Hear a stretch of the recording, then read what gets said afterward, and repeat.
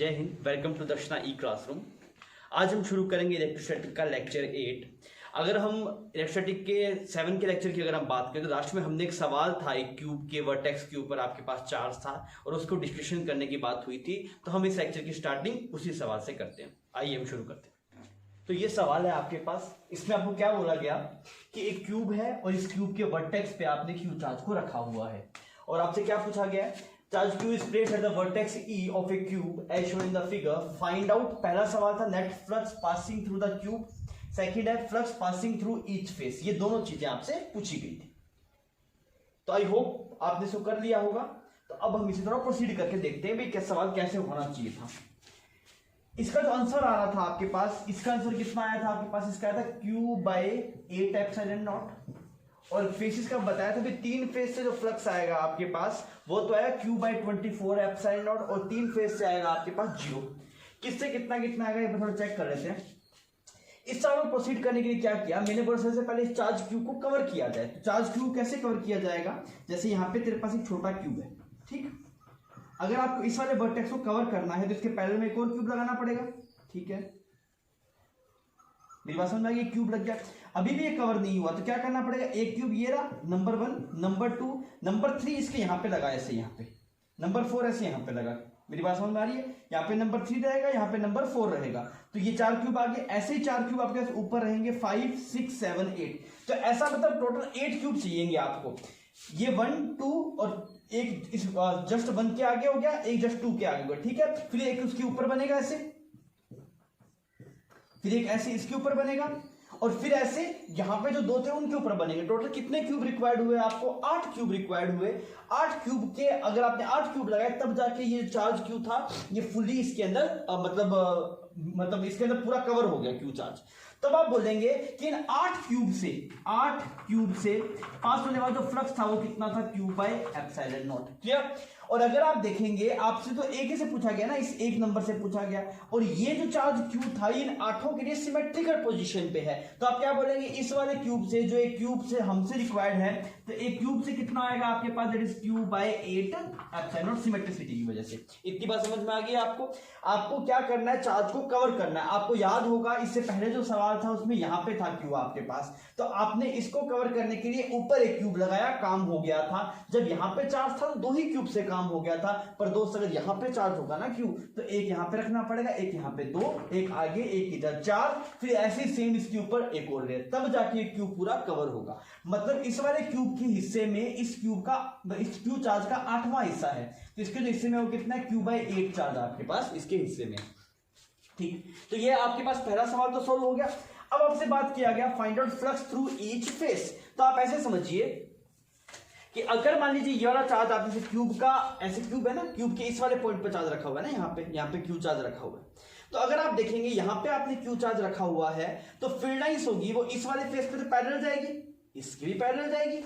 हमने इससे पहले वाले सवाल में देखा था ना, जब आपने क्यू को यहां पे रखा था तो GF, ये जो ऊपर वाला फेस है इसका नाम है GFEH, इससे पास होने वाला फ्लक्स 0 था बिकॉज फील्ड लाइंस इस फेस के पैरेलल थी। तो अगर आप यहां पे चार्ज रखेंगे तो इस वाले फेस की फील्ड लाइंस पैरेलल रहेगी ऐसे, तो इस वाले फेस से कोई फ्लक्स जाएगा नहीं। कौन सी फेस की बात कर रहा हूं, F, ये चार्ज नहीं है इसको हटा देते हैं, FCDE जो आपके फेस होगा उससे फ्लक्स 0 होगा।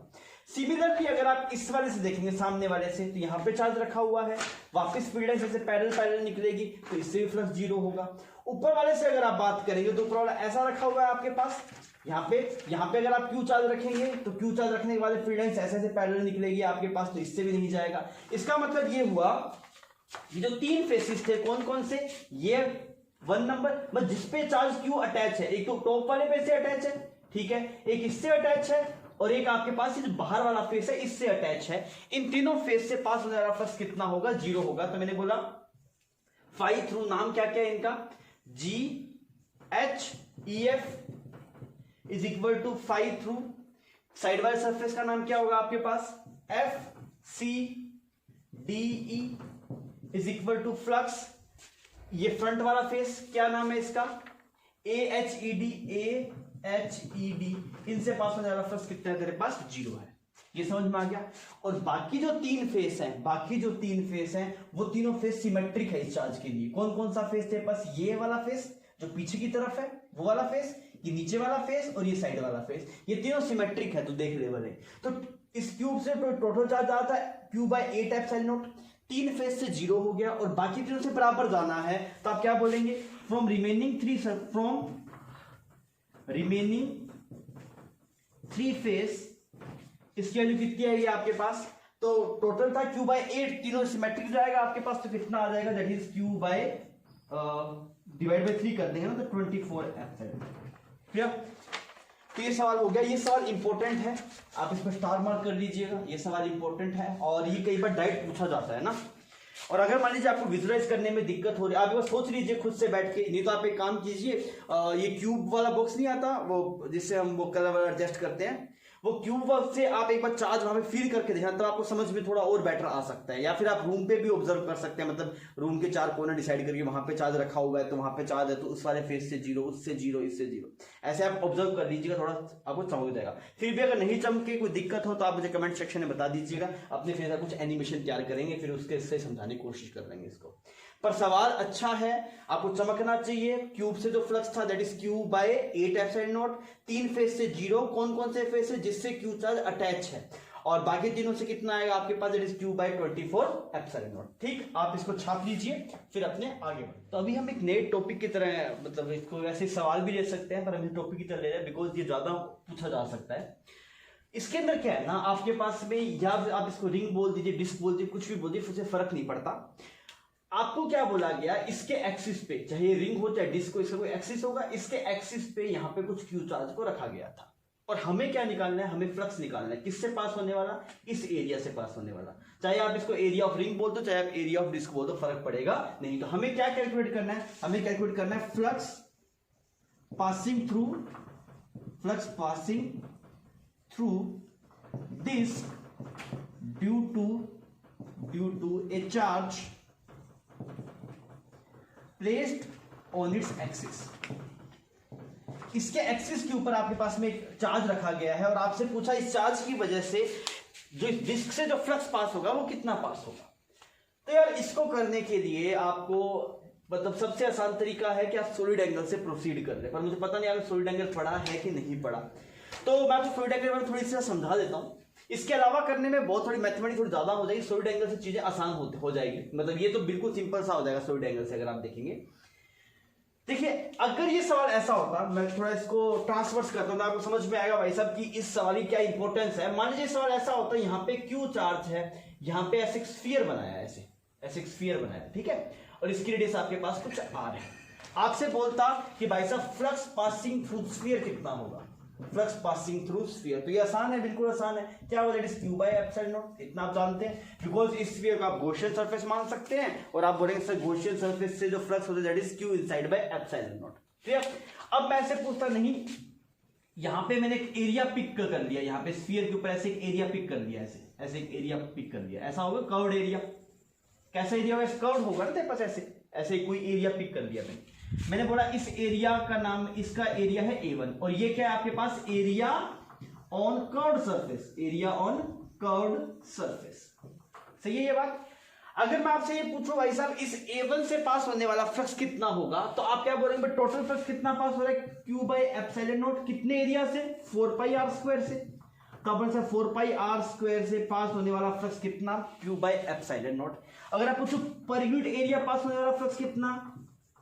4 pi r स्क्वायर।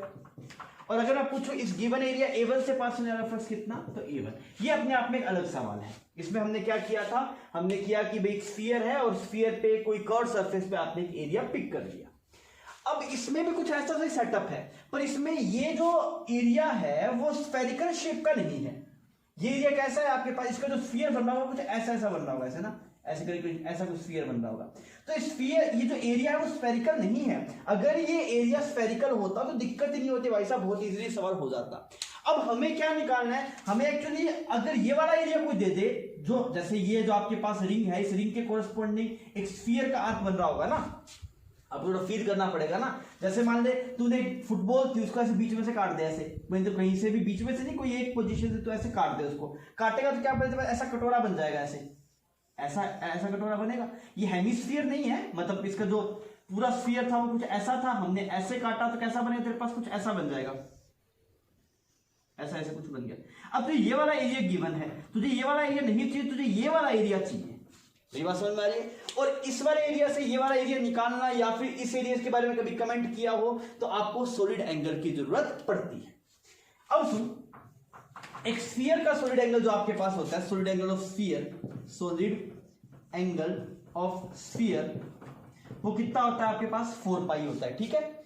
और अगर आप जैसे बात करें सर किसी कोन का, जैसे मान लीजिए आपके पास ये वाला सेटअप है, इसमें अगर आप देख रहे होंगे तो ये इसके बाउंड्रीज अटैच कर दीजिए, इसके जो सेंटर से ये जो आपका ऐसी शेप बन रही है ना, हम इसको थोड़ा मिटा लेते हैं ना, ये वाला पोर्शन में मिटा रहा हूं, आप इसको छाप लीजिएगा ना एक बार, इसको मिटाते हैं फिर आगे थोड़ा बढ़ते हैं।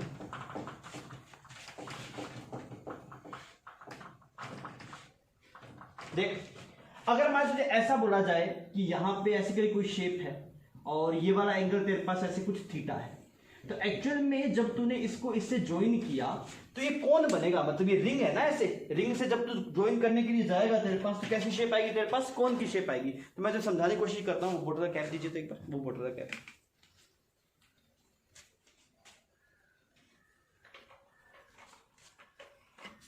तो अगर मान लीजिए जैसे ये तेरे पास ऐसे ये वाला एरिया हो गया ना, इस वाले एरिया में अगर इसका सेंटर यहाँ पे है, अगर तुझे ज्वाइन करेगा ऐसे, मतलब इस सेंटर से ये पॉइंट ज्वाइन कर, हर एक पॉइंट को ज्वाइन कर तो क्या बनेगा, कौन बनेगा ना ऐसे। तुझे ऑब्जर्व हो रहा है, इस वाले पॉइंट से हम इसकी पेरिफेरी को ज्वाइन कर रहे हैं तो क्या बनेगा, कौन बनेगा ना। तो ये शेप जो दिख रही है ट्रायंगल, पर एक्चुअली में क्या है तेरे पास, कौन है, ये कैसा है तेरे पास, कौन शेप है। इसका अगर तू सॉलिड एंगल की बात करेगा, इसका जो सॉलिड एंगल होता है वो होता है तेरे पास 2 पाई ब्रैकेट में 1 माइनस कोस थीटा। कितना होता है तेरे पास, 2 पाई ब्रैकेट में 1 माइनस कोस थीटा। क्लियर, ये सॉलिड एंगल ऑफ कोन है। अब ये देख, अब हम क्या बोलेंगे कि अगर यहाँ पे क्यू चार्ज है तो पूरे स्फीयर से पास होने वाला फ्लक्स कितना, क्यू बाई एप्सिलॉन नॉट, और पूरे स्फीयर का सॉलिड एंगल कितना, 4 पाई। तो हम क्या बोलेंगे, 4 पाई सॉलिड एंगल से पास होने वाला फ्लक्स कितना है आपके पास, क्यू बाई एप्सिलॉन नॉट। मैं बोलूं 1 यूनिट सॉलिड एंगल से पास होने वाला फ्लक्स कितना होगा, Q by 4 pi epsilon not.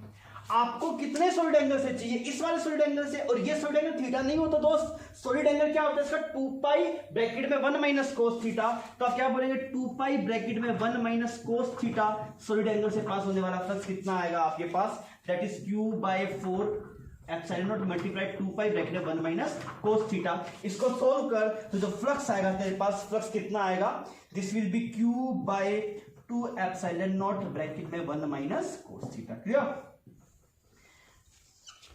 अगर मान लीजिए आपके सॉलिड एंगल आपने नहीं पढ़ा है तो आप डायरेक्टली रिजल्ट्स भी याद कर सकते हैं, और अगर आप सॉलिड एंगल क्लियर है तो आप इसको इजीली ड्राइव भी कर सकते हैं। क्लियर।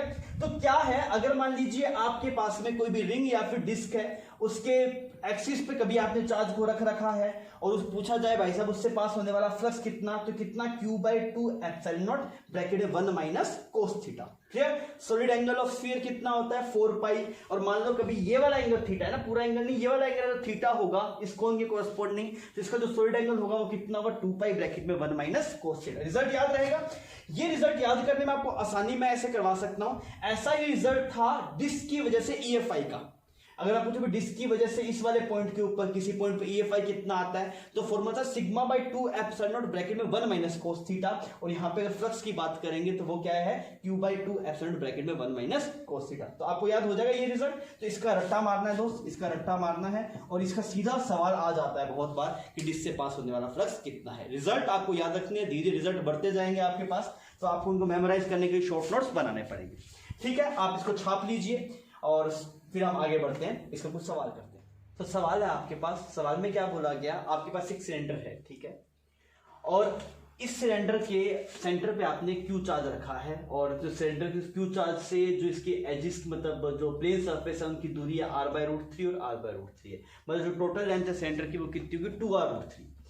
तो आपको क्या बोला गया, charge Q is placed at the centre of the cylinder as shown in the figure. Okay, find out flux passing through the curved surface. ये पूछे सिर्फ कर्व्ड सरफेस से पास होने वाला फ्लक्स कितना है। ये इसको सिर्फ कर्व सरफेस चाहिए, टोटल सेंटर से नहीं चाहिए आपको, ठीक है। तो ये सवाल है, आप इसे प्रोसीड कीजिए और फिर हम देखते हैं कि आपका आंसर और अपना मैच कर रहा है कि नहीं कर रहा। आप इसे सोल्व कीजिए।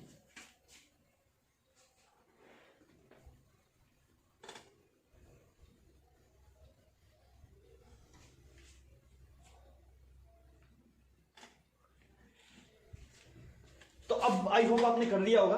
अब सुन मेरी बात को, पहले अपने फंडे क्लियर रखना। ये जो हम रखते हैं कि भाई net flux passing through the Gaussian surface is equal to Q inside by epsilon, और उसमें हमेशा गॉसियन सरफेस होना चाहिए। अगर मैं बोलूं सर कर्व सरफेस से पास होने वाला flux Q by epsilon not, तो ये बात गलत हो जाएगी। क्यों? क्योंकि जो कर्व सरफेस है सिर्फ कर्व सरफेस क्रॉस सरफेस नहीं है। तो आप क्या बोलेंगे? That is flux through closed cylinder, flux through closed cylinder. ये कितना आएगा? Q by epsilon not, because एक क्लोज सिलेंडर को आप गॉसियन सरफेस मान सकते हैं। इतना क्लियर? पर मुझसे जो पूछा है वो क्लोज सिलेंडर से नहीं पूछा, मुझसे सिर्फ पूछा है वो किससे पूछा? आपके पास में कर्व सरफेस से।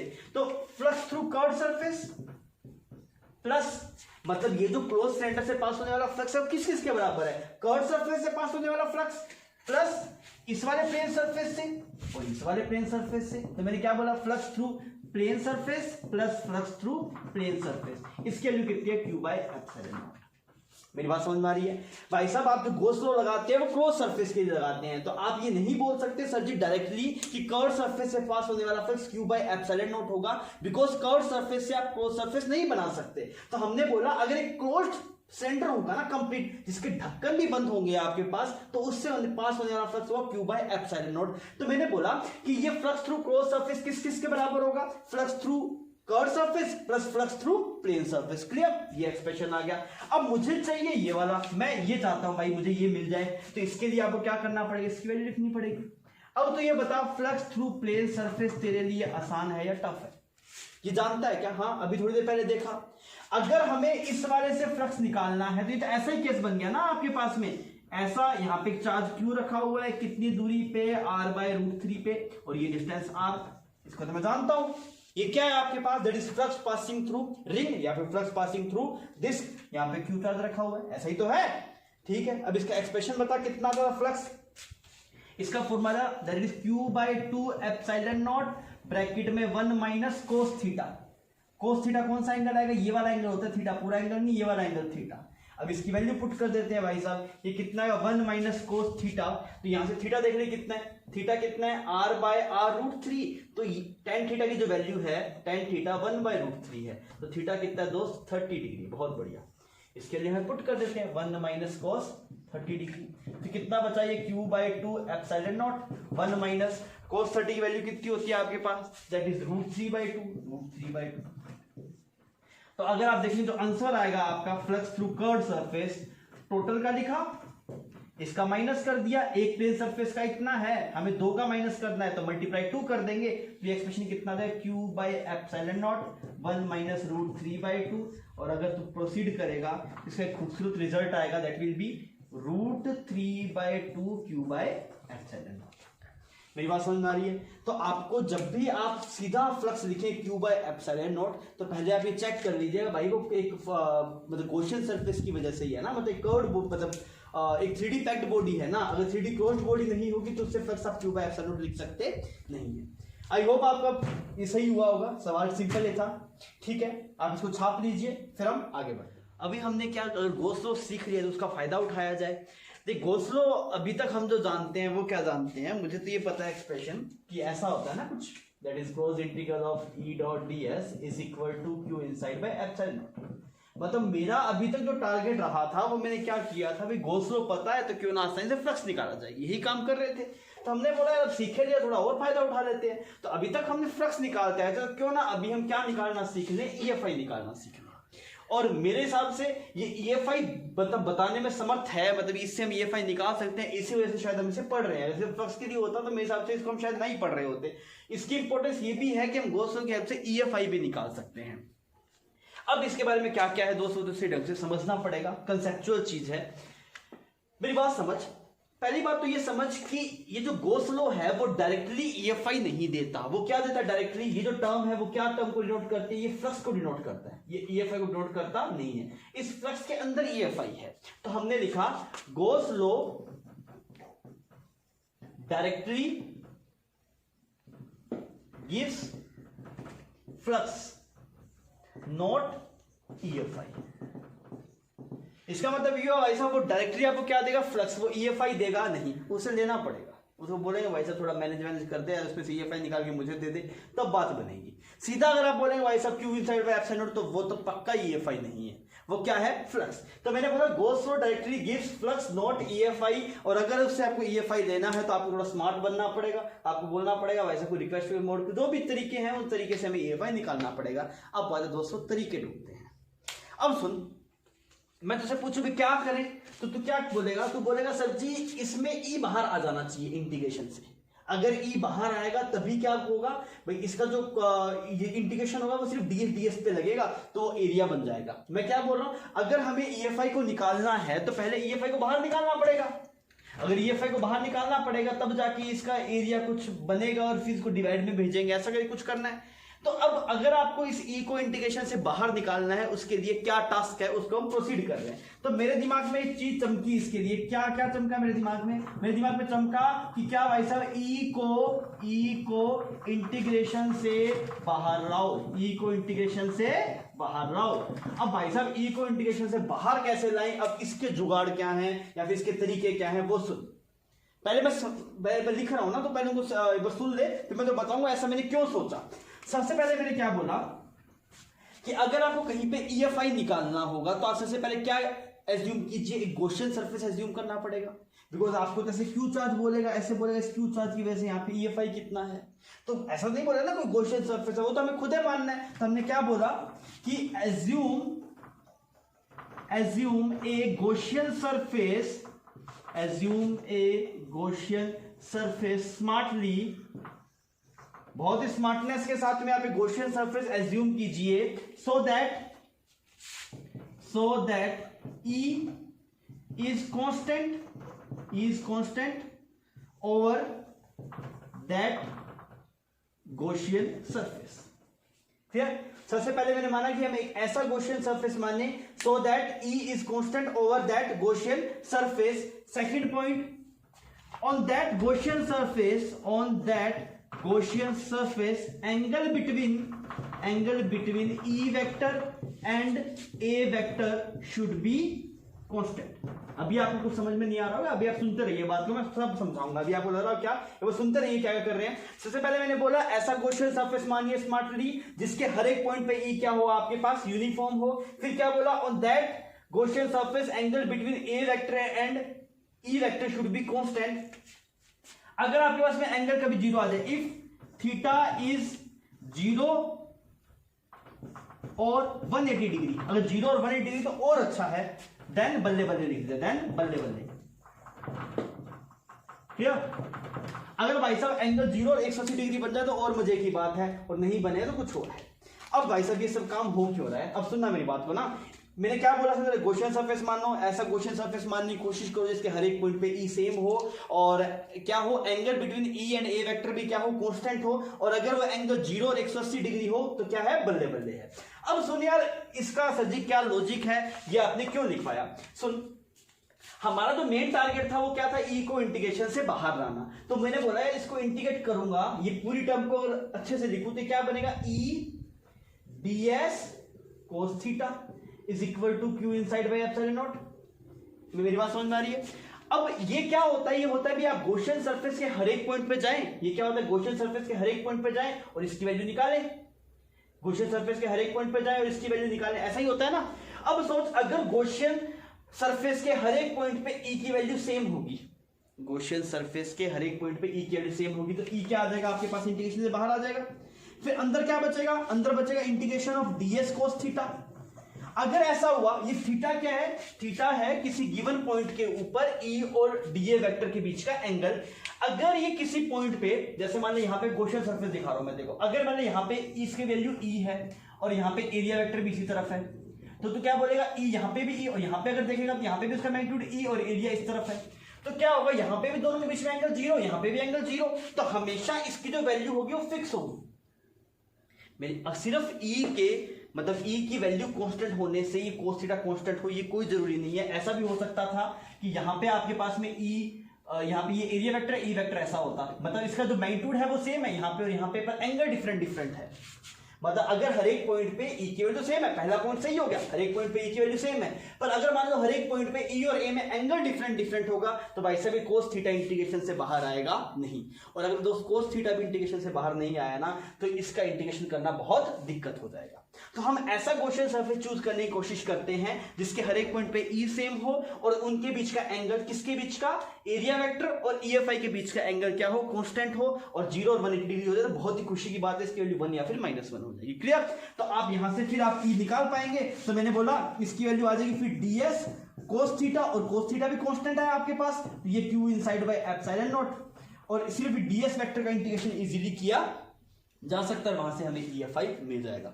समझ क्या दोस्त, देखो क्या क्या मुद्दा था, टारगेट समझ ले पहले तो दिमाग में, मतलब चीजों को फील कर, मतलब ऐसे रट्टा मारेगा तो दुखी हो जाएगा। मतलब फिजिक्स अभी बहुत बची हुई है ना, 12th की फिजिक्स अच्छी खासी है, तो रट्टा मारने बैठ जाए दिमाग खराब हो जाए। चीजों को एनालाइज कर, थोड़ा फील कर, तुझे दिखेगा, तुझे सवाल इजी भी होगा।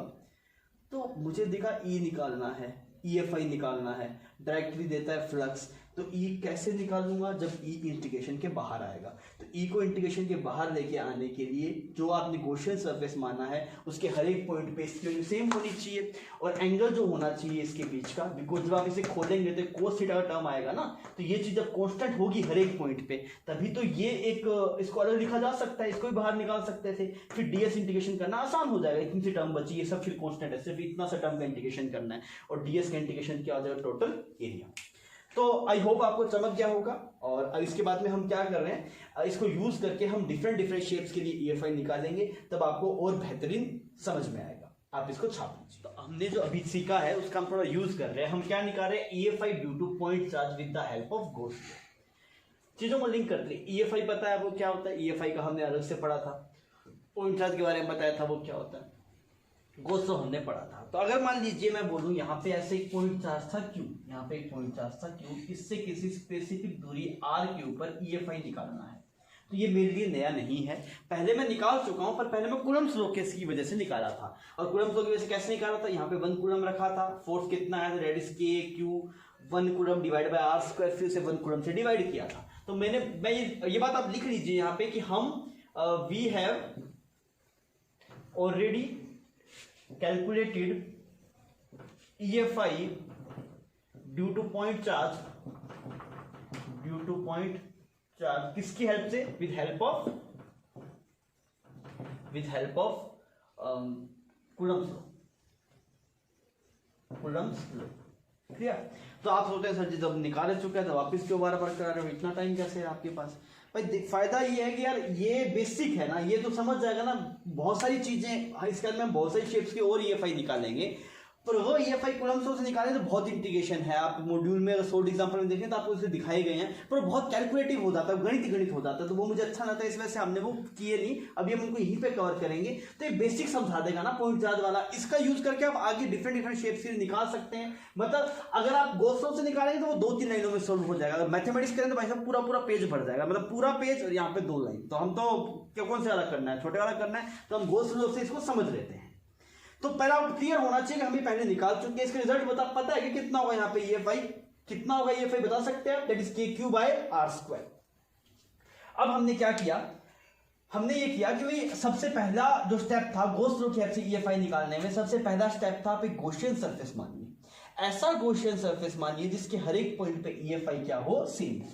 तो मैंने बोला है कैसा गॉसियन सरफेस मान के देखता हूं एक बार, मान ले क्यूब मान लूं, मैं मान ले मैंने ऐसे क्यूब मान लिया, ठीक। अगर मैं क्यूब गॉसियन सरफेस मान लूंगा तो क्या क्यूब के हर एक पॉइंट पे EFI सेम होगा क्या, यहाँ पे सेंटर पे क्यू चार्ज रख दिया मान लो, तो इस वाले क्यूब के इस वाले सरफेस की दूरी अलग है, इस वाले यहाँ पे जो सरफेस है उसकी अलग है, यहाँ पे जो सरफेस की अलग है, तो हर एक पॉइंट की जो डिस्टेंस है वो क्या है आपके पास, डिफरेंट है।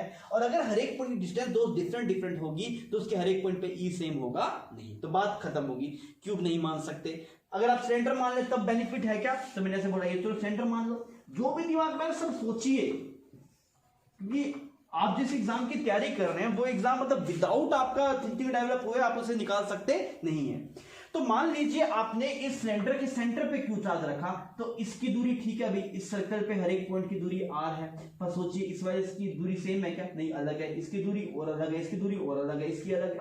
तो यहाँ पे भी हर एक पॉइंट की जो आपके डिस्टेंस है वो डिफरेंट है। तो आपको समझ में आ गया, आप क्यूब नहीं मान पा रहे, सिलेंडर नहीं मान पा रहे, तो इतनी देर में तो आपको चमक गया होगा क्या मानने से काम होगा दोस्त? स्फीयर मानने से काम होगा। तो हमने बोला यहाँ पे जो गॉसियन सरफेस है, गॉसियन सरफेस कैसा है? स्फीयर लिया है। सवाल में ये नहीं होता है गॉसियन सरफेस मान, सवाल में सिर्फ इतना EFI निकाल। गॉसियन सरफेस हमें खुद मानना है बिकॉज हमें यहाँ पे EFI चाहिए, तो मैंने ऐसे गॉसियन सरफेस मान लिया। अच्छा लग रहा है गॉसियन सरफेस? बहुत बढ़िया।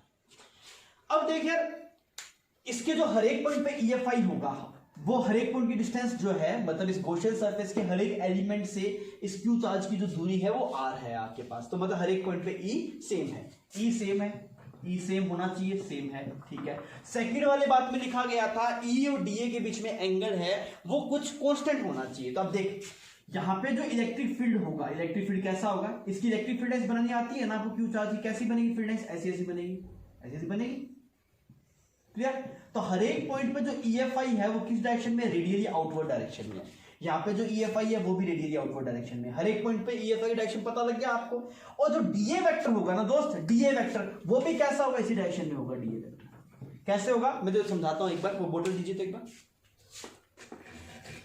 आपको इसका एरिया वेक्टर पता है ना? मैंने उसने बताया था, जैसे इसका एरिया वेक्टर होगा तो कैसा होगा? इसके परपेंडिकुलर होगा। इसका एरिया वेक्टर यहाँ पे परपेंडिकुलर है, ऐसा ऐसे परपेंडिकुलर होगा। तो अगर मैंने फुटबॉल होगी तेरे पास एक फुटबॉल, तो उस पर जो एरिया वेक्टर होगा वो भी तो हर एक पॉइंट पे परपेंडिकुलर ही होगा ना, वो भी रेडियल डायरेक्शन में होगा। मतलब ये तो बहुत खुशी की बात है भाई साहब। ई वेक्टर और ए वेक्टर जो दोनों सेम डायरेक्शन में आपके पास। ई वेक्टर हर एक पॉइंट पे सेम है, हाँ, E same at each point, at each point. फिर हमने बोला angle between E vector and A vector is 0 at every point of Gaussian surface. तो दोनों पॉइंट्स होने चाहिए थे, दोनों पॉइंट्स मैंने सही कर दिए। अब किस चीज का इंतजार करते हैं? सवाल खत्म करते हैं, आजा।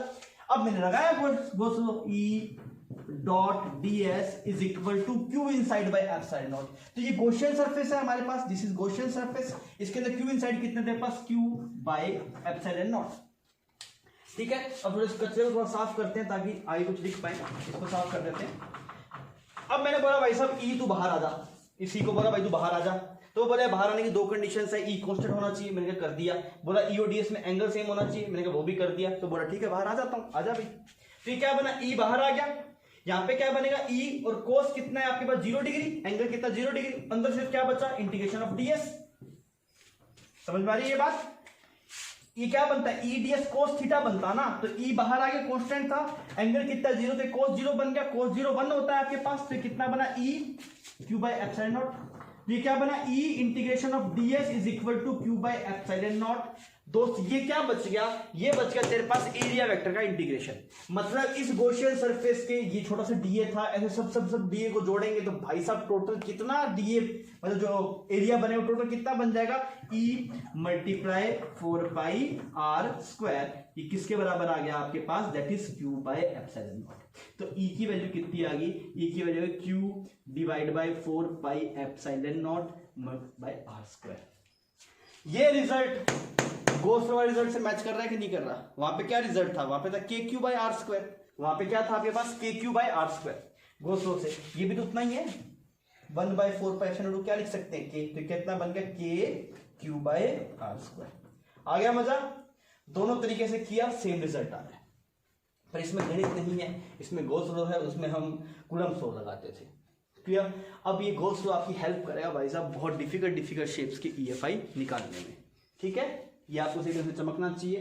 आप छाप सकते हैं या फिर आप खुद भी कर सकते हैं। अब स्क्रीन पोज कर लीजिए, आप अच्छे से इसको छाप के और थोड़ा सोच लीजिए। अभी हम क्या कर रहे हैं? हम निकाल रहे हैं EFI due to uniformly charge spherical shell. Important है आपके पास में, बहुत इंपॉर्टेंट है, इसके बहुत जरूरत पड़ेगी हमें। यहाँ पे बहुत जरूरत पड़ेगी, ग्रेविटेशन में जरूरत पड़ेगी इसकी।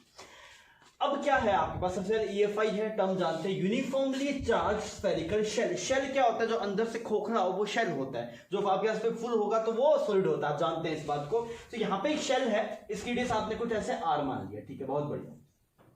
इस पे क्यू चार्ज था वो यूनिफॉर्मली डिस्ट्रीब्यूट है। यूनिफॉर्मली मतलब हर एक पॉइंट पे जो सिग्मा की वैल्यू है वो सेम है। यहाँ पे सिग्मा आएगा, लेमडा आएगा, रो आएगा, ये समझ सकता है। तो क्यू चार्ज किस पे डिस्ट्रीब्यूट होगा, आपकी बात सरफेस एरिया पे डिस्ट्रीब्यूट होगा। तो जो सिग्मा आएगा, सिग्मा की वैल्यू है क्यू डिवाइड बाय 4πr²। हमें जरूरत तो नहीं पड़ेगी, पर वैसे ही मैंने समझाने के लिए बता दिया, यहाँ पे सिग्मा आएगा।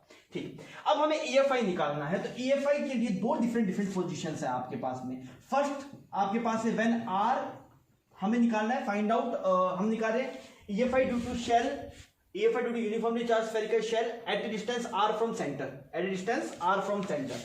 सबसे पहले केस में जो r है वो आपके पास, ये r आपके पास लेस देन है r। सेकंड वाले केस में जो आपको r पे निकालना है वो r क्या है, ग्रेटर देन। मतलब दो पॉइंट्स हैं, उनकी दूरी कुछ r मानिए, मतलब डिफरेंट आ रहा है, ये अलग वैल्यू होगी, ये अलग वैल्यू होगी। सबसे पहले हम EFI निकाल रहे हैं इस वाले केस में, जब आपके पास में r क्या है, लेस देन r है। तो हम ये लेस देन r मतलब कौन सा पॉइंट हो गया आपके पास, दिस इज, इसको बोल सकते हैं inside the shell, inside shell हम निकाल। यहां पे ऐसे मैंने एक पॉइंट मान लिया, ऐसे एक पॉइंट मान लिया, इस पॉइंट का नाम कुछ o रख दिया। तो हमें निकालना है एट पॉइंट o, और जो इसकी दूरी यहां से कितनी मान ली हमने, स्मॉल r मान ली। ठीक है जी, अब कैसे करें, वही सेम एस्पेक्ट। सबसे पहले हमें गो थ्रू यूज करना है, तो हमें एक ऐसा गॉसियन सरफेस मानना पड़ेगा जिसके हर एक पॉइंट पे ई सेम हो। तो यहां पे हम क्या करें, चार्ज इस शेल के ऊपर है ना, चार्ज शेल के ऊपर है, तो हमने गॉसियन सरफेस भी शेल माना। क्यों शेल माना, बिकॉज अगर आपने यहां पे ऐसे r डिस्टेंस का एक स्फीयर मान लिया, तो इस स्फीयर की जो डिस्टेंस होगी इस वाले से वो सिमेट्रिक है आपके पास में, तो हर एक पॉइंट पे ई सेम आएगा। ऐसा कर दिया आपने, तब आपने क्या बोला, integration of E dot ds is equal to Q inside by epsilon nought. और इसको मैंने लिख दिया, this is Gaussian surface, this is Gaussian surface कब, when r is less than r। इतना चमक रहा है दोस्त, ठीक। अब तू ये बता, ये जो तेरे पास गॉसियन सरफेस था जो तूने माना r लेस देन r के लिए, उसके अंदर चार्ज कितना है, इसके अंदर चार्ज 0 है भाई साहब, इसके अंदर कोई चार्ज ही नहीं है, चार्ज तो बाहर पड़ा है सारा। तो आप बोलेंगे सर जी इसकी वैल्यू 0 के बराबर आनी चाहिए, सही।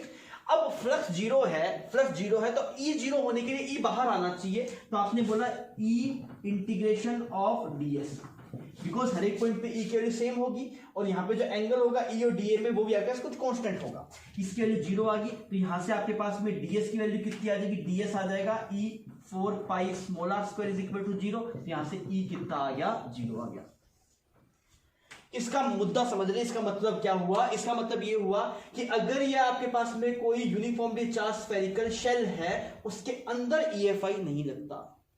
इसके अंदर आप किसी भी पॉइंट पे देखेंगे तो हर एक पॉइंट पे EFI कितना है, 0 है। मतलब किसी पॉइंट पे अगर आप देख रहे होंगे तो इधर वाले में से जितना इधर लग रहा होगा, उधर वाले में से उधर लग जा रहा होगा, तो आपस में बैलेंस आउट हो जा रहा है। चमक गई मेरी बात। हमने क्या सीखा, सिर्फ यूनिफॉर्म जो आपके पास स्फेरिकल शेल होगी, स्फेरिकल शेल के अंदर जो EFI आता है वो कितना आता है, 0 आता है। बहुत बढ़िया। फिर अगर आप बात करेंगे सेकंड वाले केस की, बात करते हैं सेकंड केस क्या था आपके पास, that is r is greater than r। मतलब यहां पे आपने इसे एक शेल मान लिया, ओके, इसकी डिस्क कुछ कैपिटल आ रहा है। अब क्या EFI हमें बाहर वाले पॉइंट पे निकालना है, यहां पे EFI निकालना है। तो वापस गॉसियन सरफेस मानना, कैसा गॉसियन सरफेस बनेगा, कुछ ऐसा बनेगा। ये गॉसियन सरफेस है किसके लिए, जब r आपके पास बड़ा था, इसकी रेडियस। अब इसके लिए वापस गॉस लॉ लगाया मैंने, तो मैंने लिखा E dot ds is equal to Q inside by epsilon naught, okay, Q inside by epsilon not. ये इस गॉसियन सरफेस के अंदर आने वाला चार्ज है। तो इस गॉसियन सरफेस में कितना चार्ज आएगा, इस पे क्यू चार्ज गिवन था, और पूरा गॉसियन सरफेस में आ गया, तो कितना हुआ, Q by epsilon not. Clear. अब देख, इस शेल के जो आपने गॉसियन सरफेस माना है वो सिमेट्रिक है ना, इस चार्ज से सिमेट्रिक है, तो इसके हर एक पॉइंट पे E आपके पास सेम माना जाएगा। तो आप E को बाहर निकाल सकते हैं, E को बाहर निकालेंगे, यहाँ पे जो EFI होगा वो इधर होगा, एरिया वेक्टर भी इधर होगा, तो एंगल कितना है आपके पास, 0। तो आपने लिखा, ये बन गया सिर्फ ds is equal to Q by epsilon naught. यहाँ पे कितना बना, E multiply 4πr² Q by epsilon not. तो E की वैल्यू कितनी आ गई, that means KQ divide by r², KQ divide by r²। समझ गई ये बात। इसका मतलब क्या हुआ कि अगर आप शेल के अंदर देखेंगे तो शेल के अंदर जो आपके पास EFI आएगा वो कितना आएगा, 0 आएगा। और शेल के बाहर अगर आप चेक करेंगे तो उसकी वैल्यू कितनी है, KQ/R²। और ये कैसा है, मतलब इसको थोड़ा सा और एनालाइज करते हैं हम। पहले आप इतना नोट कर लीजिए, समझ लीजिए, फिर हम बोर्ड मिटा के हम इसको थोड़ा और ओवरव्यू करेंगे। ठीक है, आप तक छाप लीजिएगा। तो इसको हमने जो समझा था वो हमने इसको लिख लिया। मैंने बोला ये शेल है, इस पे चार्ज Q था, इसकी रेडियस कुछ R थी। अगर आप शेल के अंदर वाले पॉइंट पे किसी पॉइंट पे EFI निकालने जाएंगे, व्हेन R क्या है आपके पास, R distance from centre, R क्या है आपके पास, R is distance from centre. Clear? तो अगर आप यहाँ पे R की बात करेंगे तो आपके पास में EFI की वैल्यू कितनी है कि 0। सही ढंग से समझ लीजिएगा इसको। जब आपके पास R is greater than R है, मतलब जब आप इस शेल के बाहर चले जाएंगे तो आपके पास EFI कितना है, KQ/R²। इसका मतलब क्या हुआ, अगर आप इस वाले पॉइंट पे कहीं पे बाहर, यहाँ पे इसकी दूरी कुछ आपके पास में R है, तो आप क्या मान सकते हैं, आप ये मान सकते हैं कि शेल नहीं रह के एक पॉइंट चार्ज बन गया, जिसको कहां पे रखा गया, इसके सेंटर पे रखा गया। ऐसा मान सकते हैं ना, बिकॉज EFI कितना रहा, KQ/R²। ये कब आता है, मान ले शेल ना होके एक पॉइंट चार्ज होता सेंटर पे, तब भी तो EFI KQ/R² आता। तो इसका मतलब क्या हुआ, अगर आपको कभी शेल के बाहर EFI निकालना हो, अगर आपको कभी शेल के बाहर EFI निकालना हो, तो आप शेल के पूरे चार्ज को कहां पे कंसिडर मान सकते हैं, उसके सेंटर पे कंसिडर मान सकते हैं। यही रिजल्ट तो आ रहा है। तो हमने यहां से क्या कंक्लूड किया, if for calculating EFI outside the spherical shell, we can assume charge is concentrated at its center। तो देख, जो आपके पास में कूलम्ब्स लॉ था वो ये नहीं बोलता वैसे सेंटर पे मान लो, पर हमने यहां पे देखा कि अगर आप बेसिक से करके देखते तब भी वो रिजल्ट उसके बराबर आता है, तो हमने सेंटर पे मान लिया। इसी वजह से अगर आपको पता होगा, जब हम धरती की वजह से ग्रेविटेशनल फोर्स लगाते हैं तो धरती के पूरे मास को कहां पे कंसीडर मान लेते हैं, उसके सेंटर पे। तभी तो आप देखते हैं Gm1m2/R²। तो आपने पूरे स्फीयर के पॉइंट मास मान लिया, कहां पे कंसीडर, सेंटर पे। बिकॉज ऐसा क्यों, बिकॉज जब आप कैलकुलेट कर रहे हैं उसको पूरे को तो वो उसके बराबर आ जा रहा है। क्लियर? तो कूलम्ब्स लॉ अभी भी नहीं बोल सकते कि आप सेंटर ऑफ मास से मान लो, पर कई केस में क्या होता है कि आप बेसिक से एलिमेंट पकड़ के जब आप प्रोसीड करते हैं तो सेंटर वाले के बराबर आ जाता है। इस वजह से हमने ऐसा कर लिया। ये बात समझ में आ गई आपको? ठीक है। अच्छा, अब थोड़ा और समझते हैं। अगर मैं इसको बोलूं ग्राफ बनाओ, EFI वर्सेस R का ग्राफ बनाओ, EFI वर्सेस R क्या दिखा रहा है, सेंटर से मतलब इसकी डिस्टेंस कितनी है। तो आप देखिए, जब आप बात कर रहे हैं R is equal to capital R तक, तब तक EFI कितना, 0। तो ये वाली लाइन यहीं पे रहेगी, कोई वैल्यू नहीं है, इसकी 0 है। जैसे ही आपके पास कैपिटल R आएगा तो कैपिटल R के बाद वैल्यू कैसी हो जाएगी आपके पास, ग्राफ ऐसा बनेगा। बिकॉज कैपिटल R पे मैक्सिमम होगा KQ/R, तो इसका घटेगा। तो किसके इनवर्सली प्रोपोर्शनल है, ये 1/R² का इनवर्सली प्रोपोर्शनल कर्व है। तो ये समझ में आ रहा है आपको? तो मैंने बोला जब रेडियस से कम डिस्टेंस थी तब तक EFI 0, और जैसे अगर रेडियस से जस्ट ज्यादा आएगी तो आपके एक्सप्रेशन कितना बन जाएगा, KQ/R²। ये ऐसा बन जाएगा। Is it clear? ये वाली बात बहुत इंपॉर्टेंट है। शेल के बाहर EFI लिखने के लिए आप शेल के चार्ज कहां पे कंसीडर मान सकते हैं, सेंटर पे। कंडीशन, चार्ज कैसा होना चाहिए, यूनिफॉर्मली डिस्ट्रीब्यूट होना चाहिए। इसको मैं आपको एक और तरीके से भी समझा सकता हूं। अगर आप ये समझें सर आपने सेंटर पे क्यों माना, तो इसको आप ऐसे भी समझ सकते हैं। वैसे इतना सफिशिएंट है, मैं वैसे बताऊंगा एक्स्ट्रा। यहां पे मान लीजिए क्यू चार्ज है ना, इसमें यूनिफॉर्म डिस्ट्रीब्यूटेड था क्यू चार्ज, यहां पे ऐसे plus Q charge uniformly distributed है। तो अगर आप इसकी फील्ड लाइंस बनाएंगे, इसकी फील्ड लाइंस बनाएंगे, कैसी बनेगी, इस पॉजिटिव चार्ज से निकलेगी आपके पास ऐसे फील्ड लाइन बनेगी, ऐसी फील्ड लाइन बनेगी। ठीक है। और अगर आप पॉइंट चार्ज की बनाते हैं फील्ड लाइंस तो वो भी ऐसी बनती है। बस इसमें क्या हुआ, इसकी जो फील्ड लाइंस है वो यहां से शुरू हुई, इसके अंदर कोई फील्ड लाइन नहीं, जैसे शेल के अंदर कोई फील्ड लाइन नहीं है, बिकॉज़ शेल के अंदर कोई EFI नहीं है, तो ये शेल की वजह से है। ये जो फील्ड लाइन किसकी है, शेल की, और ये किसके दोस्त, पॉइंट चार्ज की। ये किसकी है, पॉइंट चार्ज की। तो मैं बोल रहा हूं कि कैपिटल आर के बाद में अगर आप देख रहे होंगे तो इसका जो पैटर्न बन रहा है वही इसका पैटर्न है। तो यहां पे जो कोई पॉइंट आप देखेंगे भाई कितना EFI है, तो फील्ड लाइन तो सिमेट्रिक है ना आपके पास में, जैसी बाहर फील्ड लाइन इसकी है वैसी आर डिस्टेंस के बाद में इसकी है, तो इसकी वजह जितना EFI आएगा पॉइंट चार्ज की वजह से उतना तो शेल की वजह से भी आना चाहिए, और इसके अंदर EFI 0 है, इस वजह से इसके अंदर कोई फील्ड लाइन नहीं है। आई होप आपको चमक गया होगा। ठीक है, इसके बाद में हम थोड़ा और कुछ पढ़ते हैं, एक सॉलिड स्फेरिकल शेल के बारे में, एक सॉलिड स्फीयर से EFI निकालना सीखेंगे। इसको आप छाप लीजिए। अभी हम कर रहे हैं that is EFI due to uniformly charge solid sphere. दोनों देखिए ऐसे ही रहे हैं, इससे पहले वाला भी ऐसा ही था आपके पास, पर दोनों में डिफरेंस क्या है, वो आपका स्फेरिकल शेल थी, वो अंदर से खोखली थी, पर ये सॉलिड है, इसके पूरे वॉल्यूम में चार्ज है, उसके सिर्फ सरफेस पे चार्ज था। तो आपको गिवन है कि यहाँ पे जो चार्ज है वो आपके पास में कुछ Q है और इसकी कुछ डेंसिटी रो मान लेते हैं। तो रो की वैल्यू बता सकते हैं क्या? रो क्या है आपके पास? रो है चार्ज डेंसिटी, और वो किसके बराबर होगी? Q डिवाइड बाय इसका volume that is 4/3 pi r3। ये दोनों टर्म हमें पता है, रो भी पता है, हमें Q भी पता है, टोटल चार्ज होगा दैट इज Q, और जो चार्ज डेंसिटी है वो आपके पास रो है। दो पोजीशंस पे आपको निकालना है। सबसे पहला केस तो आपके पास है कब? When r is less than r, और सेकंड वाले केस में कब निकालना है आपको? Second when r is greater than r। इन दोनों सेटअप में निकालना है। तो सबसे पहले हम अंदर वाले पे निकाल लेते हैं ना। अगर आप अंदर वाले पे निकालेंगे तो आपने यहाँ पे क्या कर दिया, एक पॉइंट चूज कर दिया, इस वाले पॉइंट पे निकाल लेते हैं। ओके, इस पॉइंट का नाम कुछ P मान लिया हमने, या फिर इसका नाम कुछ O मान लीजिए इस पॉइंट का नाम। तो हमने गॉसियन सरफेस चूज किया। कैसा गॉसियन सरफेस मानना पड़ेगा? स्फीयर मानना पड़ेगा गॉसियन सरफेस। ठीक है, गॉसियन सरफेस आपने स्फीयर मान लिया। ओके, अब अगर आप देखेंगे तो आप इसके लिए ऐसे लिखेंगे, cross integral of E dot ds is equal to Q inside by epsilon not. ये E आपके पास में, ये जो आपने गॉसियन सरफेस माना है वो सिमेट्रिक है, तो E हर एक पॉइंट पे कांस्टेंट होगा, और एंगल जो होगा वो E भी रेडियल डायरेक्शन में होगा यहाँ पे, और एरिया वेक्टर भी आपके पास उसी डायरेक्शन में होगा, तो एंगल 0 होगा। तो E बाहर आ जाएगा आपके पास, तो ये कितना बन जाएगा? Integration of ds is equal to Q inside. किसके अंदर Q इनसाइड? ये गॉसियन सरफेस के अंदर। कि ये पूरा चार्ज गॉसियन सरफेस के अंदर है क्या? नहीं। गॉसियन सरफेस में दोस्त कितना चार्ज है? जो इस ब्लू वाले स्फीयर के अंदर है, और वो कितना हुआ तेरे पास? That is rho multiply 4/3 pi r³ divide by epsilon not. Clear? अब इसके ds वैल्यू बता कितनी है? That is E multiply 4 pi r² is equal to, यहां पे देखते हैं ये कितना आ रहा है, रो 4/3 pi r³ epsilon not.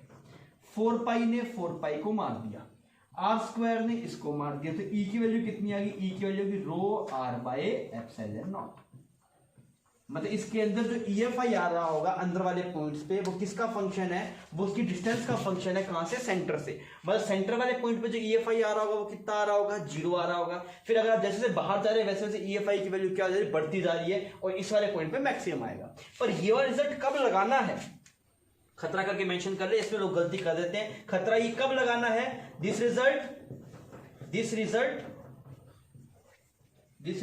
Is for when r is less than r। अगर r greater than r होगा तब ये मत लगा देना, तब गलत हो जाएगा। ये किसके लिए निकाला? when r is less than r।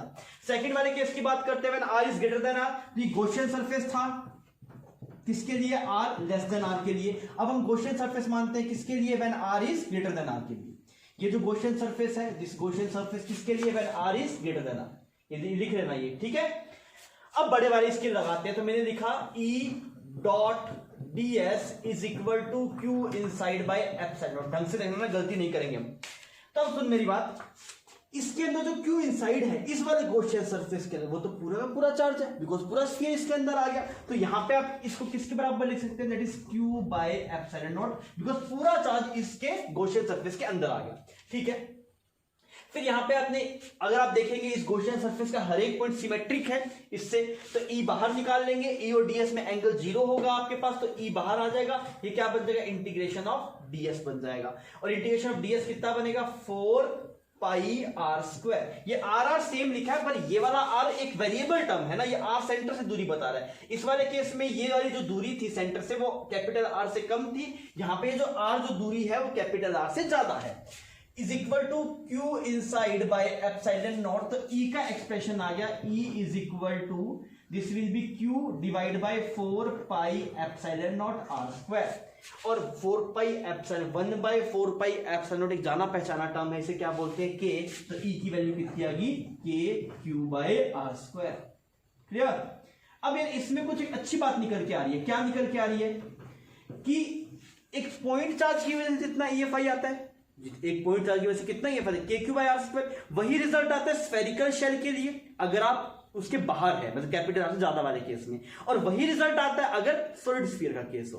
तो shell, solid sphere, point charge तीनों का रिजल्ट सेम है, पर कौन से वाले केस में, जब आप शेल और स्फीयर के बाहर हैं। तो ये रिजल्ट तो लोगों को इजीली याद रह जाता है, और इस वाले रिजल्ट में थोड़ा सा लोगों को याद करना पड़ता है। तो ये रिजल्ट आपको याद रखना है, इसका रट्टा आपको मानना है। कितना है, that is rho R by epsilon naught, rho R by epsilon not. Clear. Rho R by, sorry एक यहाँ पे मिस्टेक कर दी, यहाँ पे 3 बच गया ना, यहाँ पे ये जो 3 था डिवाइड वाला वो लिखना भूल गए, सॉरी। तो ये कितना है, रो आर बाय 3 है। मैं सोचू बोलने में कुछ कम लग रहा है, कितना आ रहा है, रो आर बाय 3 एप्सिलॉन नॉट। समझ में आ गई मेरी बात। ये किसके लिए, जब आप शेल के अंदर है, ये 3 मिस हो गया था, यहाँ पे 3 था, ये नीचे आना था।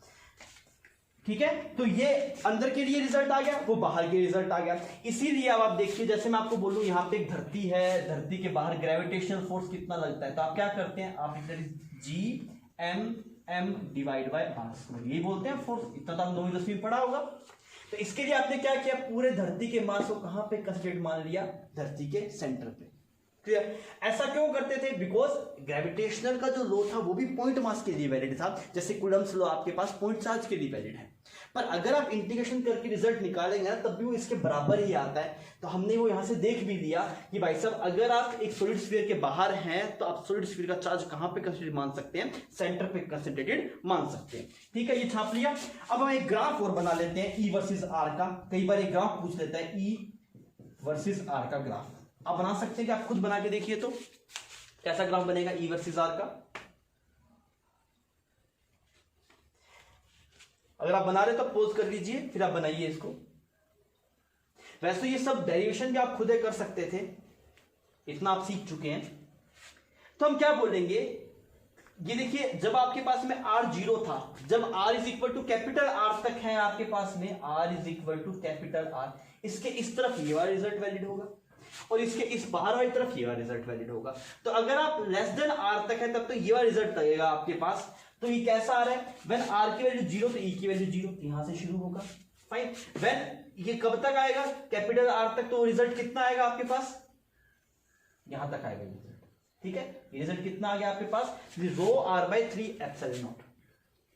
फिर अगर आप उससे आगे चल रहे हैं तो जो EFI है वो कम हो रहा है, बिकॉज किसका फंक्शन है, 1 बाय आर स्क्वायर का, तो वो कुछ ऐसा बनेगा। मेरी बात समझ आ रही है। इसकी जो वैल्यू है वो कितनी है, रो बाय 3 एप्सिलॉन नॉट इनटू में कैपिटल R। सर कई बार लोगों को दिक्कत आती है, सर कैपिटल R पे कौन सा लगाना है, ये कम वाले पे ज्यादा वाले पे, कैपिटल R पे चाहिए लगा ले, चाहिए लगा, दोनों सेम ही बात है। ट्राई करके देख ले, इसको कैपिटल R पुट कर दे और रो की वैल्यू सब तो सोल्व करके देख, उतना ही आएगा, दैट इज के क्यू बाय आर स्क्वायर ही बनेगा। मतलब कैपिटल R पे तो ये भी लगा सकते हैं, ये भी लगा सकते हैं, दोनों सेम रिजल्ट देंगे अगर तो कैपिटल R पुट करके देखेगा। तो चलो चेक करके देख ले इसको। शेल में अगर सर हमें बोला जाए कि उसके सरफेस के ऊपर है, तो जस्ट बोला है सरफेस के ऊपर है, तो हम मानेंगे वो कैपिटल R से जस्ट बाहर है। मेरी बात समझ में आ रही है। अगर आपको बोला हुआ सरफेस के ऊपर है, मतलब आपको बाहर वाला रिजल्ट लगाना है। इसमें तो बाहर वाला अंदर कुछ भी लगाइए, पर शेल के अंदर बाहर वाला लगाना है आपको, दैट इज के क्यू बाय आर स्क्वायर। अगर बोलते हैं उसके ऊपर है, मतलब आप उसके अंदर नहीं घुसे ना, आप जस्ट सरफेस के ऊपर ही तो होंगे। Is it clear? तो ये रिजल्ट्स इंपॉर्टेंट है, ये वाला भी इंपॉर्टेंट है, ये भी इंपॉर्टेंट है। और जो कंक्लूजन की फॉर्म में आप लिख लेना क्या, कि एक पॉइंट चार्ज, एक शेल और एक सॉलिड स्फीयर, इन तीनों की वजह से EFI सेम आता है कब, when small r is greater then capital R। ठीक है, आप इसको छाप लीजिए। तो सवाल है हमारे पास, सवाल में क्या बोला गया कि आपको बोला गया find EFI at distance r/2 from surface if charge q is given to spherical shell and solid sphere. सवाल के मैं थोड़ा समझा देता हूं क्या है। मान लीजिए ये शेल भी हो सकता है, पहले क्या केस में शेल है, दूसरे केस में सॉलिड स्फीयर है, दोनों केस में हमें करना है। ये सेंटर है, ये सरफेस है, सरफेस से r/2 ऊपर और सरफेस से r/2 नीचे। ये दो पॉइंट्स होंगे आपके पास, इसका नाम कुछ a मान ले, इस वाले पॉइंट का नाम कुछ b मान ले। इन दोनों पॉइंट्स पे आपको EFI बताना है। पहले वाले केस में इसको शेल मानना है, दूसरे केस में क्या मानना है, इसको सॉलिड स्फीयर मानना है। तो सिंपल सवाल है बट रिजल्ट बेस्ड है, तो आप आई होप आप इसे कर लेंगे। तो आप इसे अटेम्प्ट कीजिए, फिर देखते हैं।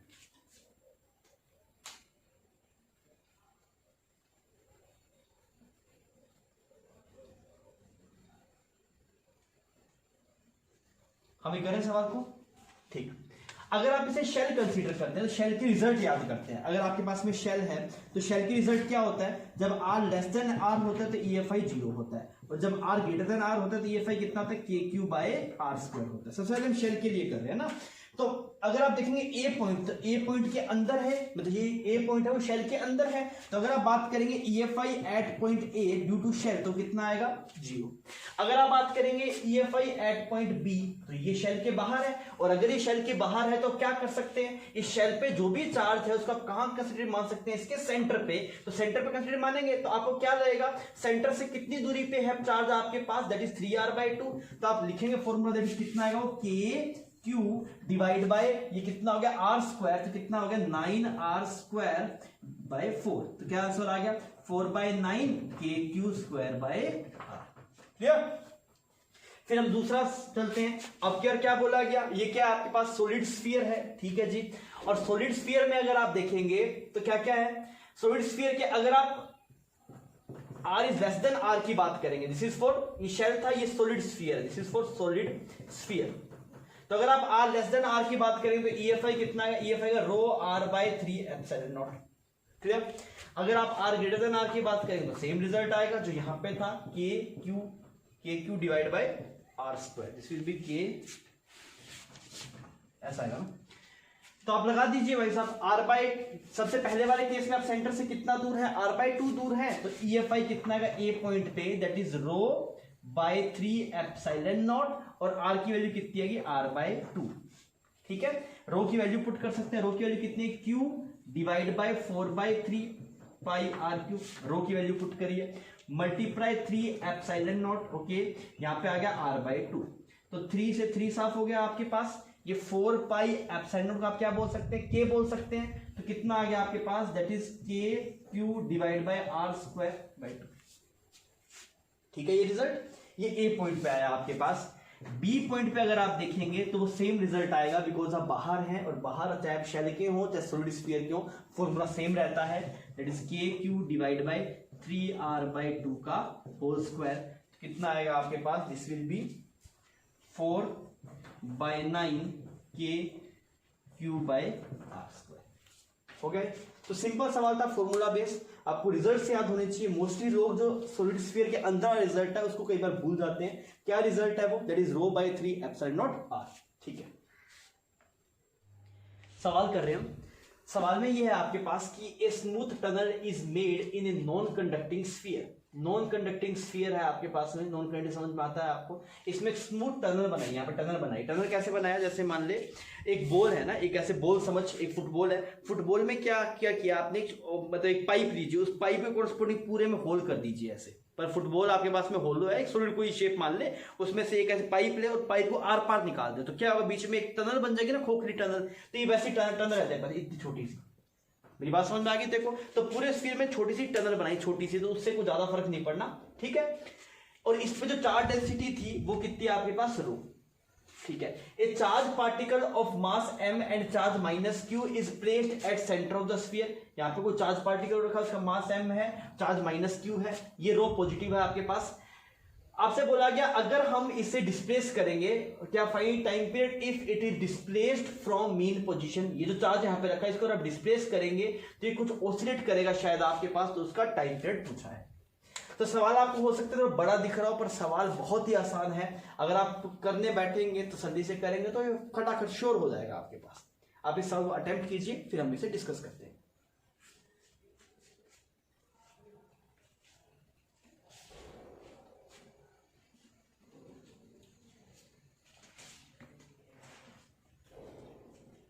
अभी करें, सवाल कर लिया होगा आपने। तो हमने क्या करा, यहां पे ऐसे मीन पोजीशन पहले देखा, सेंटर ही मीन पोजीशन है कि नहीं। तो यार ये सॉलिड स्फीयर है, पहले तो EFI कंफर्म करो मुझे। EFI कितना आता है, ρ/3ε0r, ये आता है EFI। अगर आप सॉलिड स्फीयर के अंदर है तो मैंने कहा हाँ, मैं सॉलिड स्फीयर के अंदर। अगर आप देख रहे हैं r इज इक्वल टू 0 पे, ये r क्या होता है, डिस्टेंस फ्रॉम सेंटर। अगर आप देख रहे हैं ओरिजिन इसका जो r इज इक्वल टू 0 पे, तो वहां पे EFI 0 था, मतलब वो मीन पोजीशन थी। मतलब इनिशियली आपने कहां पे रखा था, सेंटर पे रखा था, वही मीन पोजीशन थी, तो यहां पे रख दिया आपने -q चार्ज। क्लियर। अगर आप इसे थोड़ा डिस्प्लेस करेंगे, यहां से थोड़ा इधर लेके चल जाएंगे, कितना दूर, x दूर लेके चले जाएंगे, तो x दूर के ऊपर EFI कितना है, EFI इस वाले पॉइंट का नाम कुछ P मान लेना एक बार P, तो EFI इस P पॉइंट पे कितना है, that is rho by 3 epsilon naught x। क्लियर। तो EFI इस P पॉइंट पे इस तरफ है, इस तरफ है, EP डायरेक्शन दिखा दी मैंने ना, इस तरफ, इस वाले पॉइंट पे जो EFI है वो इस तरफ है। अगर आप यहां पे -q को रखेंगे तो आप बताइए नेगेटिव चार्ज पे EFI की डायरेक्शन में फोर्स लगता है या फिर EFI की अपोजिट डायरेक्शन में फोर्स लगता है? किस डायरेक्शन में लगता है? पॉजिटिव चार्ज पे EFI की डायरेक्शन में लगता है, नेगेटिव चार्ज पे EFI की अपोजिट डायरेक्शन में लगता है। इसका मतलब ये हुआ, अगर आप इसे x डिस्प्लेस करेंगे इस लाइन के अराउंड तो वापस इस तरफ आएगा ये, मतलब मैं ऐसी लाइन दिखा रहा हूं ना, मतलब यहां पे रखा है तो इधर आएगा, ऐसा नहीं नीचे की तरफ है, यहीं पे है और इस तरफ फोर्स अगर होगा इस पे, तो फोर्स कितना आएगा चार्ज पे, फोर्स आएगा दैट इज Q इंटू में E, तो Q इंटू में E एट P, और E एट P कितना है आपके पास, ये वाली टर्म तो मैंने लिखा रो Q divide by 3 epsilon nought और x। फोर्स किस तरफ लग रहा है, इस तरफ लग रहा है, x इस तरफ है तो हमें माइनस लगाया जा सकता है। इतना चमक गया आपको, मतलब अगर आप इसको इधर लेके जा रहे हैं तो इधर आने की कोशिश कर रहा है, अगर आप इसको इधर लेके जाएंगे -q को तो इधर आने की कोशिश करेगा, मतलब ऑसिलेट कर रहा है। और अगर फोर्स x के डायरेक्टली प्रोपोर्शनल आ रहा है तो ये एक स्पेशल ऑसिलेशन है जिसका नाम क्या है, सिंपल हार्मोनिक मोशन। तो आपने बोला सर जी ये एक सिंपल हार्मोनिक मोशन का मतलब जो आपके पास ये पार्टिकल पाथ फॉलो कर रहा होगा दैट इज SHM, वो फॉलो कर रहा होगा।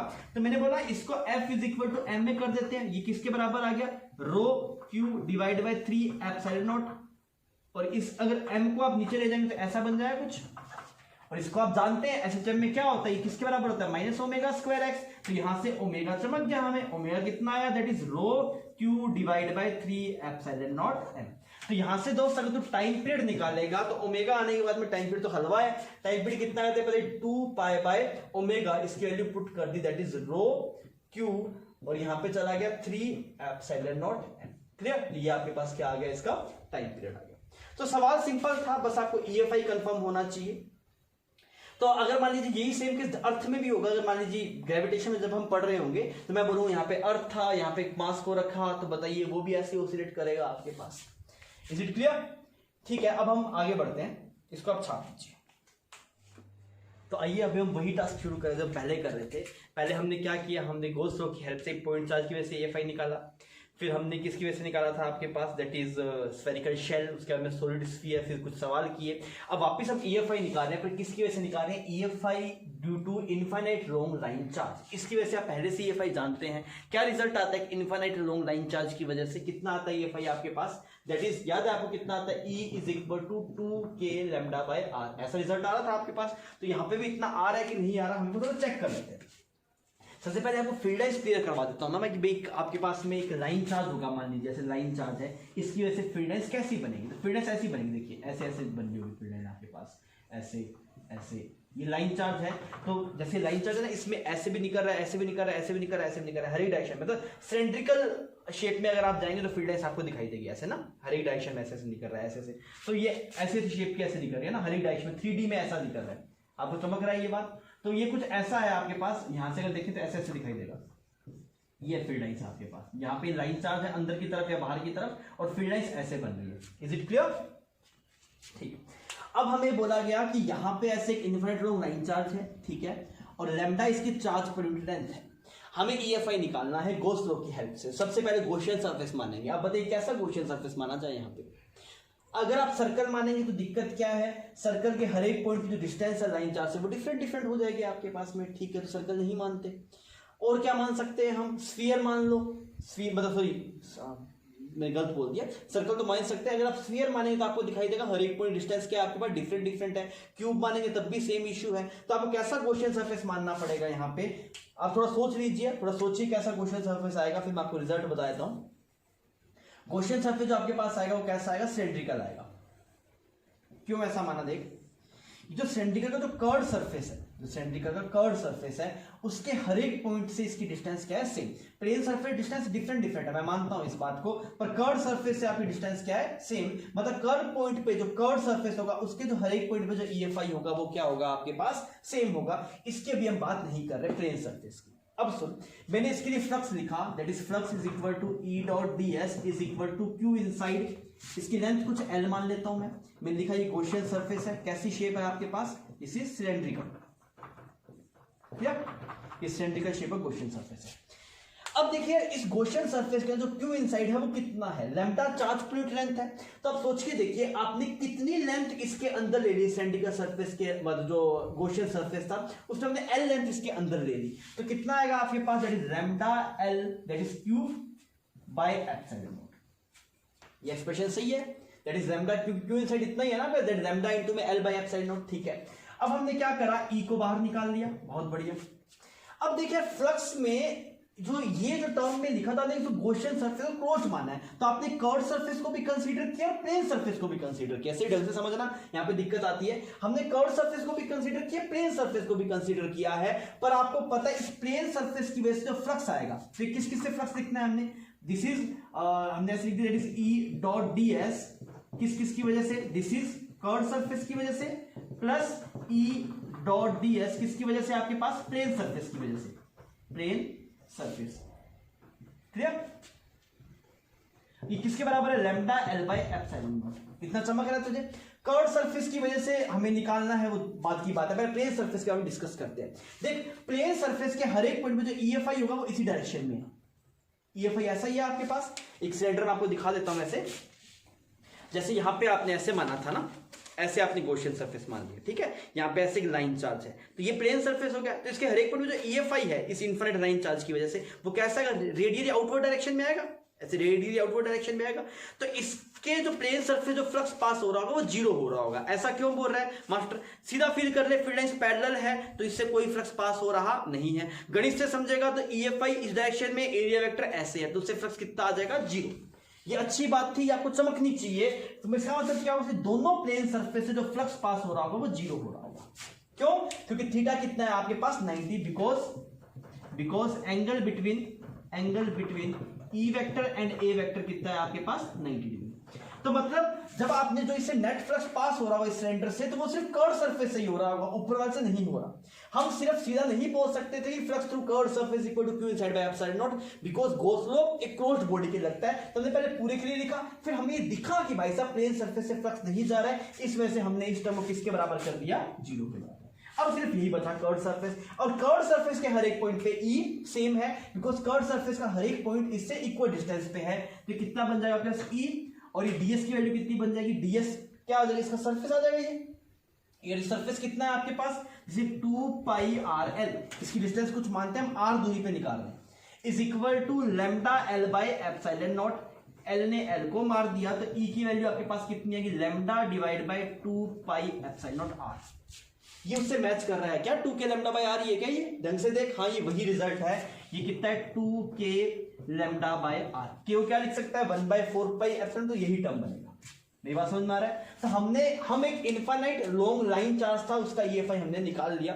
मान लीजिए ये बोर्ड्स में रिजल्ट आ जाता है, बोर्ड में पूछा था बताइए कि एक इनफाइनाइट लॉन्ग लाइन चार्ज की वजह से ईएफआई कितना है, तो अगर वो आपको निकालना होगा तो आप मैथमेटिकली नहीं निकालना जो हमने पहले किया था, आपको गॉस लॉ से ही निकालना है।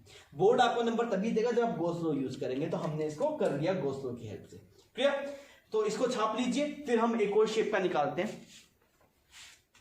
अभी हम निकाल रहे हैं EFI due to infinite long sheet. ये इंपॉर्टेंट है, ये रिजल्ट हमने पहले नहीं निकाला था, मॉड्यूल में गिवन है मैथमेटिकली, पर वो लेंथी है तो हमने वहां से सोल्व नहीं करेंगे, हम इसे गॉस लॉ से प्रोसीड करेंगे। ये सबसे पहले समझिए ये इनफाइनाइट लॉन्ग शीट होता क्या है। आप ऐसे मानिए कि यहाँ पे ऐसे एक शीट है आपके पास, जैसे ये एक शीट मान लेते हैं ना, ये एक शीट है और ये शीट बहुत बड़ी है, मतलब इस डायरेक्शन में बहुत बड़ी है, इस डायरेक्शन में बहुत बड़ी है, इस डायरेक्शन में बहुत बड़ी है, इस डायरेक्शन में बहुत बड़ी है। तो इनफाइनाइट लॉन्ग शीट है आपके पास में। तो अगर ये इनफाइनाइट लॉन्ग शीट है तो आप ये पहले ये बताइए कि इस पे चार्ज कैसे होगा, एरिया में डिस्ट्रीब्यूट होगा चार्ज आपके पास में, कि या फिर आपके पास में ये वॉल्यूम में किस में डिस्ट्रीब्यूट होगा, क्या आना चाहिए यहाँ पे, सिग्मा लैम्डा क्या आना चाहिए। तो आपके पास इसका एरिया है ना, तो अगर एरिया है तो आप क्या बोलेंगे, चार्ज कहाँ पे डिस्ट्रीब्यूटेड है आपके पास में। चार्ज हमने ऐसे बना दिया, पहले तो शीट को दिखा देते हैं, ऐसे शीट बना दी हमने, यहाँ पे एक शीट है, शीट ऐसे बना दिया, यहाँ पे ऐसे ऊपर इन्फिनिटी जा रहा है, इधर इन्फिनिटी जा रहा है, इधर इन्फिनिटी जा रहा है, हर एक डायरेक्शन में इनफाइनाइट है ये, ठीक है।